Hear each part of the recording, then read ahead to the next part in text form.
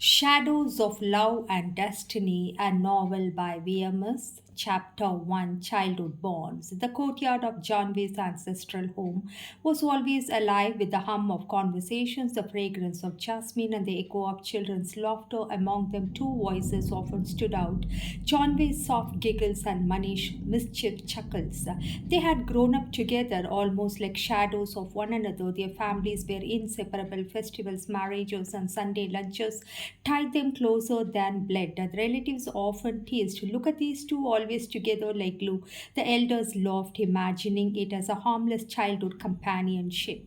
For Janvi, Manish was more than a friend. He was the boy who carried her school bag when she pretended it was too heavy, the one who brought her guavas from his garden because he knew she loved them sprinkled with salt and chili. And for Manish, Janvi was the girl who scolded him when he climbed trees too high, the one who patched his scraped knee and with her little handkerchief, and the one who smiled at him in a way that made the whole world feel brighter. As the years passed, the innocence of their bond began to shift. At 13, Janvi felt her cheeks flush when Manish looked at her for too long. At 14, Manish found himself restless when Janvi laughed with another boy at school. Neither of them had the words to describe it, but both felt it: something new, something powerful, something secret. Their parents, however, remained blind to the growing undercurrent. To them, Janvi and Manish were still the kids. They often shared the same study table, the same plates during festivals, the same swing in the balcony, too intimate perhaps, but in the eyes of the family it was just a sweet bond. One summer evening, as the golden light filtered through the neem tree, Janvi sat on the steps of her veranda, braiding her long hair. Manish leaned against the pillar, pretending to toss pebbles on the ground. "Exams are near," Janvi said, her tone serious. "You always worry too much," Manish replied, flashing a grin. You will top again anyway, and you," she teased, "will you ever pass?" He laughed, the sound echoing in the quiet evening. Then, after a pause, he added softly, "You will help me, won't you?"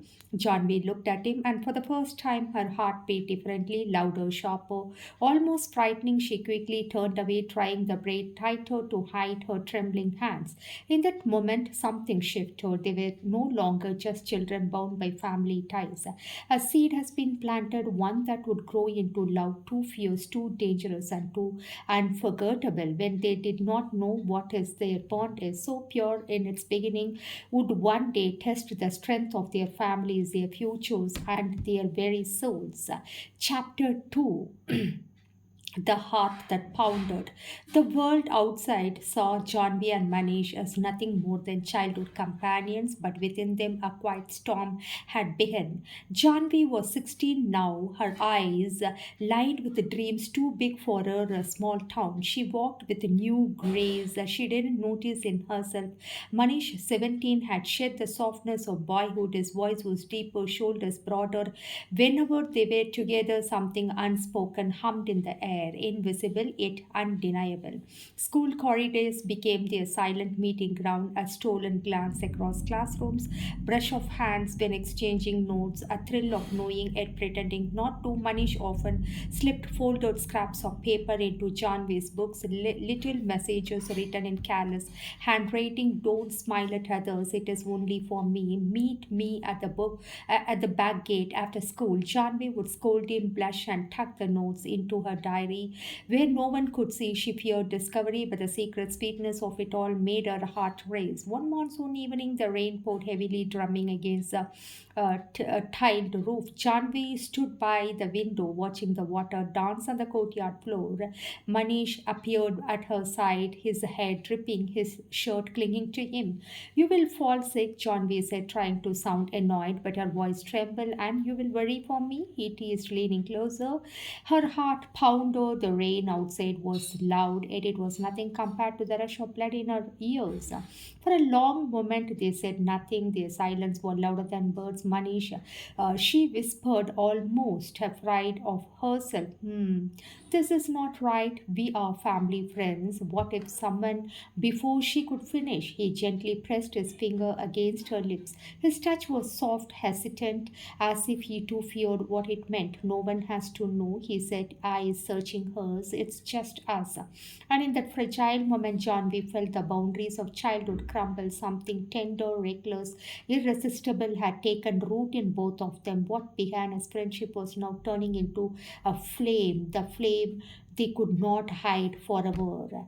And chapter 3, they crossed all the limits. One summer vacation had begun again, and long afternoons stretched endlessly, filled with the, AC sound, the rustle of books, and the fragrance of mangoes ripening in the courtyard. For Janvi and Manish, it also meant more than together, studying side by side, walking to the library, sharing secrets under the neem tree. The world still saw them as innocent companions, but inside they both knew the truth. Childhood had slipped away, leaving behind a desire neither of them fully understood yet could not deny. And one afternoon, Janvi sat in a room, bent over her chemistry notes. Manish sprawled lazily on the floor beside her, tossing a pen cap into the air and catching it. His eyes kept straying toward her face, her hands, the strand of her hair falling across her cheek. Concentrate, Janvi said without looking up, though her own pulse was racing. I'm concentrating, he replied, his gaze fixed on her. When she finally lifted her head, their eyes met and held. The silence stretched thick with unspoken words. Janvi felt her throat tighten, her palms grow damp. She wanted to look away but could not. Slowly, Manish reached out and brushed the strand of hair away from her face. His fingers lingered a second too long. Janvi froze, her breath slow, and she started to breathe shallow. Manish, she whispered, but her protest was weak. He leaned closer, and before she could think, his lips brushed hers, hesitant, unsure, but burning with a raw fire of youth. For a moment, the world ceased to exist. When they pulled apart, Janvi's eyes were wide, half in shock, half in wonder. We should not have, she began, but the words dissolved in the trembling of her voice. Manish touched her, his own shaking. I don't care, I can't stop what I feel for you, Janvi. The dam had broken. What started with whispers and secret glances now crossed into forbidden territory. Their hearts were too young, their emotions too fierce, and in the innocence of their love, they did not see the storm that was coming. That night, Janvi sat with her diary pressed against her chest, her mind in turmoil. She knew what had happened between them wasn't what their families would forgive. Yet, when she closed her eyes, all she felt was the warmth of his hand in hers and the terrifying sweetness of the love too powerful to control. The journey they had begun, quite tender, reckless, was about to change their lives forever. Chapter 4, the shock of reality. The rains had ended, leaving behind a fresh greenness in the air. Life in the town seemed ordinary: school, studies, festivals, visits from relatives. But inside Johnby's heart, nothing felt ordinary anymore. Her diary was filled with the sketches of his name, her nights with the secret dreams of their stolen moments. Every glance from Manish set her heart racing, every brush of his hand left her trembling. Their bond, once innocent, had crossed into something deeper, something their young minds could not control. But with love came fear. Weeks passed, and Janvi began to feel changes she could not explain. Her body felt different, her moods restless, her mornings heavy with nausea. At first, she thought it was just stress from exam, but when her cycle failed to come, a cold thread sank into her chest. One late evening, as the house slept, Janvi sat by the dim lamp, clutching her stomach. Tears blurred her eyes. 16, she was only 16. Her trembling hands wrote in her diary, what if it is true? What will Amma say? What will Papa do? How will I face Manish? The next day, she could not keep it any longer. She met Manish behind the old school buildings, her eyes swollen with fear. Something is wrong with me, she whispered. He frowned, confused, young. And what do you mean? Janvi's voice cracked as she choked out the words. I think, Manish, I'm pregnant. For a moment, Manish stood froze. He too, 17, both are minors.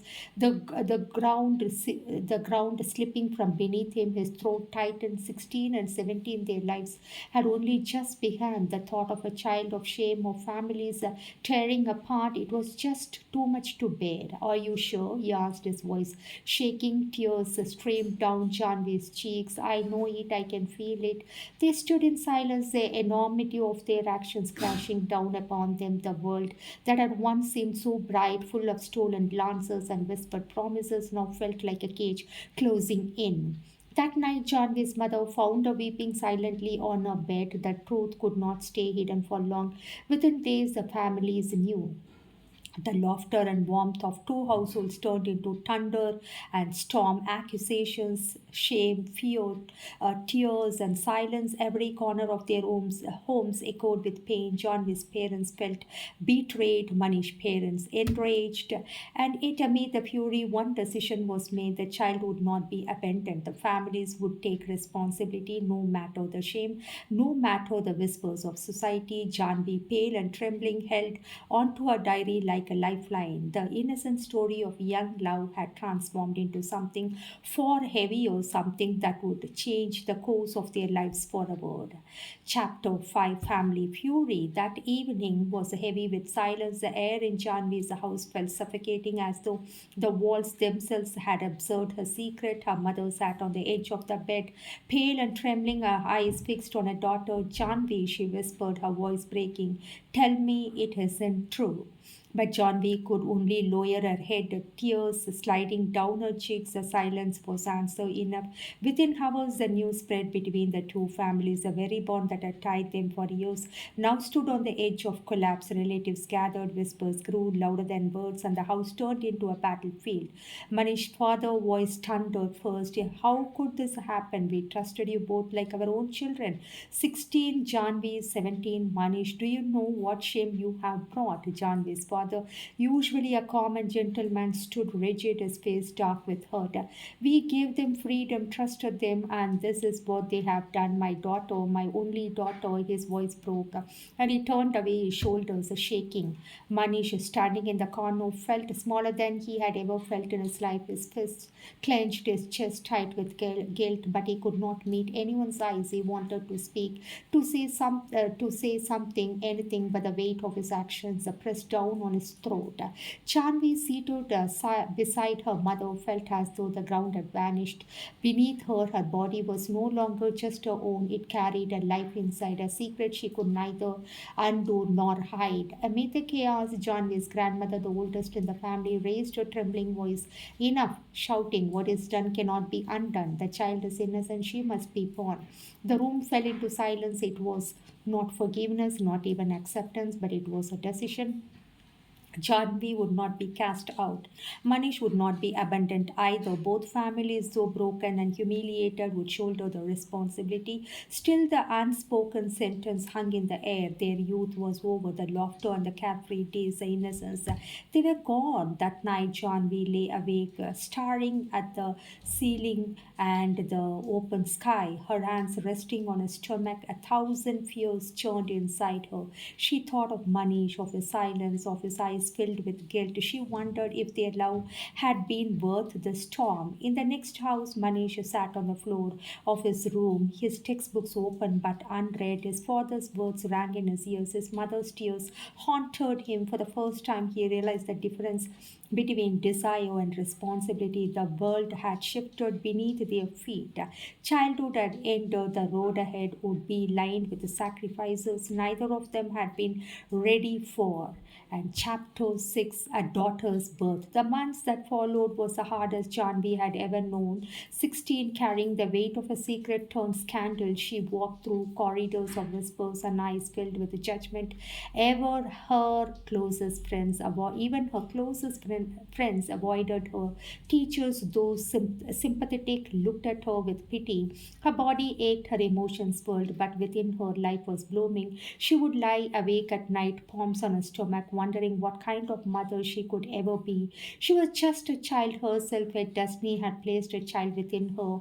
Manish too carried his share of torment. His family's anger had softened into silence, a silence heavier than any words. He studied harder than ever. Books spread before him late into the night, as though burying himself in education could atone for the mistake. Yet, no matter how much he tried, the thought of Janvi alone, afraid, carrying their child, never left him. 9 months passed in a blur of tears, whispered prayers, and unspoken fears. And then one stormy night, Janvi's cries echoed through the narrow halls of her home. The pain tore through her young body like fire, sweat beading her brow as a mother held her hand, whispering encouragement through her own tears. Breathe, Janvi, hold on, it will be over soon. Hours dragged like centuries. The midwife worked steadily while the family waited outside, tension gripping every heart. Finally, a shrill cry cut through the air, a sound so pure, so fragile, and it silenced everything else. The baby was here, a girl wrapped in soft white cloth. The tiny bundle was placed in Janvi's trembling arms. John stared at her daughter, her tears falling freely now, not from pain, but from a strange, overwhelming love. The baby's fingers curled around his mother's thumb, small and delicate, yet strong enough to hold her heart forever. Manish entered quietly, his eyes wide, his chest raising and falling with heavy breaths. He saw Johnby, pale but glowing, holding their child slowly. He walked forward, his hands trembling as he touched the baby's tiny head. She is ours, he whispered, his voice breaking. Janvi looked up at him, exhausted, her eyes shimmering with both fear and hope. What will we do now, Manish? He didn't answer right away. His throat was tight, his heart heavy. Finally, he said, we will study, we will work, we will become someone she can be proud of. I don't know how, Janvi, but we will. And in the moment, two teenagers who had once whispered about love in the shadows, but no longer just Janvi and Manish. They were parents, bound not by choice, not by rebellion, but by the cry of a child who had entered their world. A little girl had changed everything. Chapter 7, buried in books. The days after Janvi's birth blurred into a cycle of sleepless nights and endless responsibilities. Janvi, only 16, found herself walking at odd hours at her to her daughter's cries. Her delicate hands learned how to cradle, feed, and comfort while her own body still longed for rest and recovery. Her mother took care of the baby and she told Janvi to concentrate on her studies. But Janvi sometimes rocked the child in her arms and she would whisper softly, you were not my choice, little one, but you are my blessing.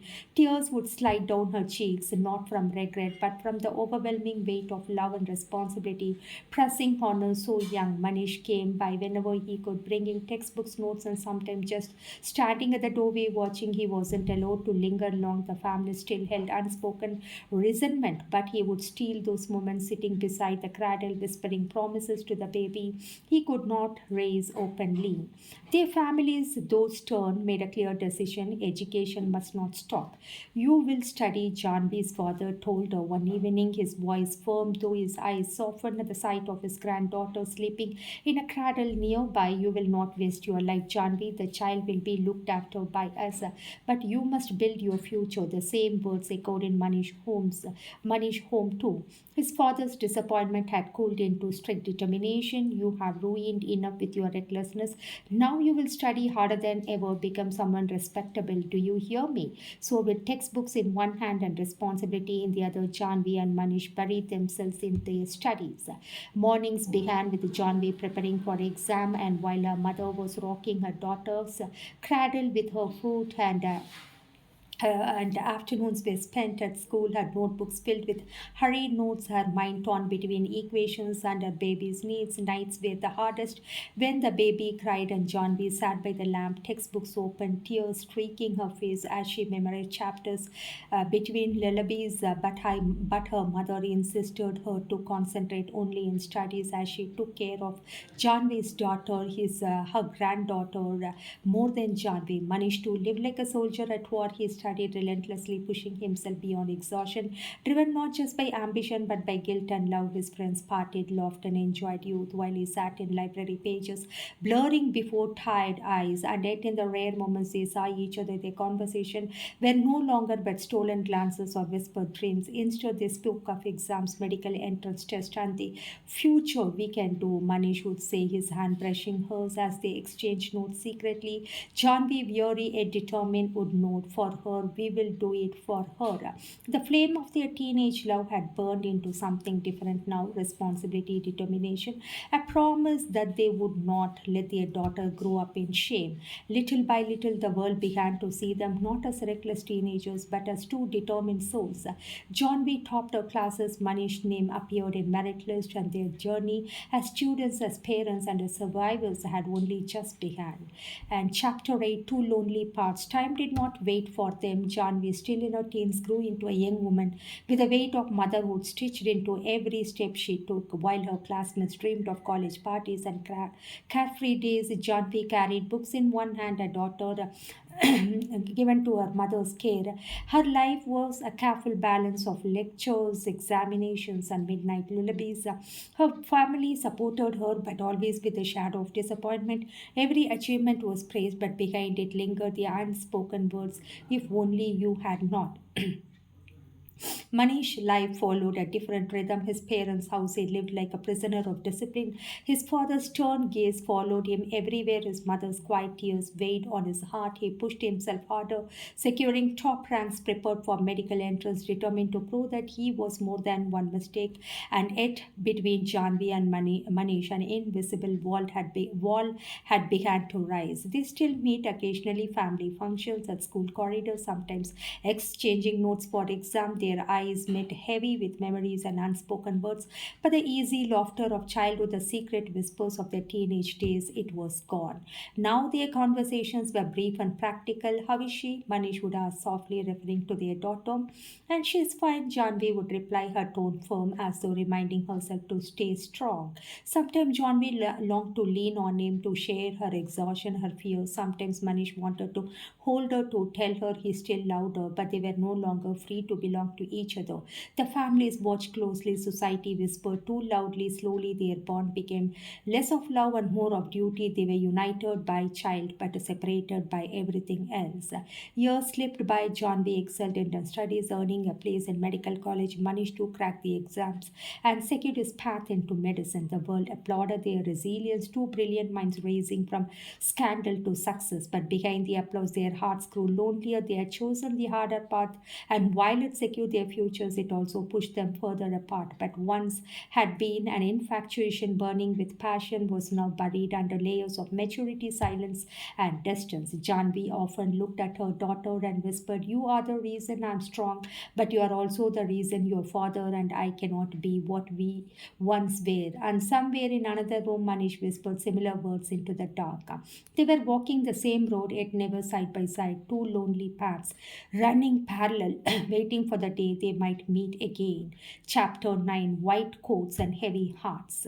The first day at medical college was supposed to be a triumph, a victory against all odds. For Janvi, it was that, but it was also bittersweet. She stepped into the white corridors wearing her new white coat, her stethoscope hanging like a crown of achievement. Students around her were buzzing with excitement, laughter, and fresh ambitions, but Janvi walked with the quieter steps, her mind always off in another world, the world where a little girl waited at home calling for her amma. Her classmates admired her brilliance, though many knew the shadows of her past. In the hostel, when others laughed about crushes and weekend movies, Janvi studied under the yellow glow of her desk lamp, pausing only to glance at her daughter's photo tucked into her notebook. Manish too carried his own silent story into the halls of his medical college. He was tall, now confident, high, sharper than before. Professors noticed his discipline, determination. Fellow students Students called him ambitious, relentless.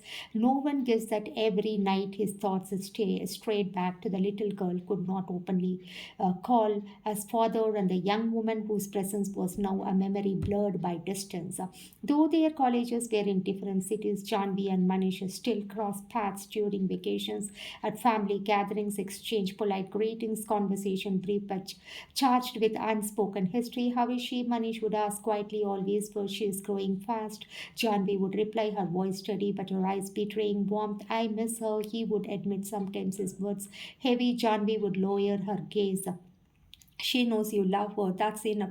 It was never enough, but neither of them had the courage or freedom to demand. Years passed in their rhythm. Janvi specialized in gynecology, pouring her heart into helping mothers, bringing life into the world. Every newborn she held reminded her of her own daughter, of her own struggles at 16, of the night she first held a fragile miracle in her hands. Manish chose cardiology, dedicating himself to healing hearts, even with his own remained fractured. Patients trusted him, colleagues admired him, yet when he returned home to empty room, silence was his only companion. The world applauded their success. Newspapers wrote about their brilliance. Families held their heads high again, proud of the names their children had made for themselves. But under the white coats and cloths lay heavy hearts. Two people who had walked through fire, achieving greatness, yet carried a loneliness no award could erase. Their love, it seemed, had ended in sacrifice, or perhaps it was only waiting quietly, patiently for its time to return. Chapter 10, Choices of Maturity. By their late 20s, Janvi and Manish had become names of respect in the medical field. Their careers shone brightly, families basked in glow of success. The old shame had faded into whispers. Society hailed them as examples of resilience. Their personal lives were far from settled. Janvi's parents, proud yet protective, believed it was time she remarried. Their reason that she had sacrificed enough of her youth in studies and motherhood. A good alliance came. A widow was stable, respected, willing to accept her daughter as his own. Janvi hesitated, torn between fear and duty, but under family pressure, believing it was a practical choice. She agreed. Her marriage was peaceful at first, but never filled with warmth. Her husband was kind but distant. They lived as companions, not soulmates. He provided security, but he never touched the depths of her heart, where Manish still lived silently, stubbornly. Manish's life too followed a similar path.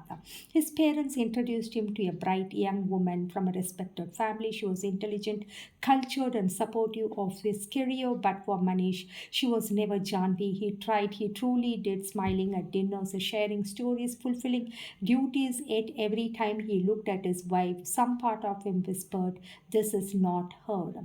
Their daughter, meanwhile, grew into a bright young girl, shuffling between two households, living with Janvi but meeting Manish on weekends and vacations. She adored them both, never fully understanding why her parents stood apart. And when she was younger, she asked once innocently, Amma, why don't you and Appa live together like other parents? Janvi had smiled with tears in her eyes, because sometimes love means sacrifice, my dear, and sometimes life writes a story we don't expect. The girl did not understand them, but she remembered those words for years. As time passed, both Janvi and Manish tried to build lives with their chosen partners, but marriages without love are fragile. Arguments, silences, unmet needs slowly eroded, and little foundation and what little foundation there was. Janvi buried herself in her work, delivering babies with a calm smile, but crying alone at night. Manish worked late night in hospital, telling himself he was too busy for happiness. Both wore masks of success for the world, but inside they were haunted by the one truth they had never faced. They were never meant to be apart. And as their 40s slipped away, they found themselves lonelier than ever. Their marriages faltered, their partners drifted away, and their daughter, now grown, watched with quiet sadness, realizing what even her parents had not admitted, and they had lost years chasing acceptance, but love had never left them. Chapter 11, When Life Circles Back. By the time Janvi and Manish crossed into their 50s, the noise of the world around them had quieted. Their names were all established in medicine. Dr. Janvi, a renowned gynecologist, and Dr. Manish, the respected cardiologist. Conferences invited them, journals quoted them, young doctors admired them. From the outside, these were stories of triumph, but in private, both carried the same hollow silence no recognition could fill. Their marriages had long dissolved into polite distances. Janvi lived alone with a daughter, now a grown woman, working as a pediatrician. Manish lived in a quiet flat, his books and files stacked neatly, but his evenings lonely. It was their daughter, in fact, who became the silent bridge. One day she invited them both to her home for dinner. You are both my parents, she said firmly. When they hesitated, you have avoided each other for too long. Whatever mistakes happen, I'm not a mistake. I want you both in my life together, not as lovers, not as enemies, but as family. Her words struck them deeper than any argument ever had. That night, for the first time in decades, John B. Manish sat across the same table, not as strangers or shadows of the past, but as two people who had shared a journey too deep to ignore. There was awkwardness at first, a fumbling with words, and then came laughter, hesitant, genuine, like sunlight peeking through clouds. You have changed, Janvi said softly, looking at the lines on his face. So have you? Manish replied, his eyes holding hers with a quiet warmth. But yours eyes, they are the same. Their daughter watched them, her heart full. She did not push, she did not speak further. She only let them rediscover what life had buried under duty and pride. Weeks turned into months. Janvi and Manish began meeting more often, sometimes for medical conferences, sometimes for family occasions, sometimes for no reason at all. The wall between them, built over decades, began to crumble. They were no longer teenagers running on infatuation. They were no longer young parents crushed by society. They were seasoned souls who had lived, lost, and learned. And slowly, gently, love returned, not fury and desperate as it once was, but calm, mature, unshakable. They did not marry again. They did not need to. They simply began to live side by side, caring for their daughter, sharing meals, traveling together, laughing at small things. One evening, as they sat on the balcony of Janvi's home, watching the sunset paint the sky orange, Manish whispered, "We lost so many years, Janvi." She smiled, tears in her eyes, placing her hand over his. "But we still have today, and that's enough." For the first time in their lives, both felt peace. The circle of life had finally closed, not with regret, but with forgiveness and love, and that had endured all storms. And chapter 12, Full Circle, the years that followed were gentle, not with struggles, but far from the storms they had once endured. Janvi and Manish settled into a rhythm that was neither dramatic nor loud, but profoundly peaceful. Their mornings began with shared tea, sometimes in silence, sometimes with laughter over old memories. Their evenings were spent discussing cases, reading books, or simply watching sky change colors together. Their daughter, now thriving in her career, often teased them, "You two fight less and than any couple I know." And she would say, Janvi would chuckle, and Manish would smile quietly, the weight of their long separation reflected in their eyes. They were not a perfect pair. Age had given them aches in their bones and slower steps, but it had also given them patience, wisdom, and strength to let go of the past. One night, as they sat on the terrace, John B. turned to Manish and said softly, "Do you ever regret everything? The lost years, the mistakes?" Manish looked at her, his face lined with years, but his eyes still the same boyish ones that had once dreamed at 16. "I regret the time we lost," he admitted, "but I don't regret us. We were always meant to come back here, no matter how far we wandered." John B's heart softened, a tear slipping down her cheek. Then maybe we were never truly apart, just waiting to be ready in that quiet under a sky scattered with stars. They finally found what they had searched for all their lives, not just love but home. Their story was no longer one of scandal, sacrifice, or separation. It was a story of survival, forgiveness, kind of love that survives decades of silence only to bloom again with grace. And as their daughter often said with pride shining in her voice. They taught me that love is not about perfection, it is about endurance, and when it is true, it always finds its way back. John B. and Manish smiled at each other, their hands entwined, their hearts at peace. At 50 and beyond, they were not just doctors, parents, or survivors. They were fully, simply two souls who had come full circle.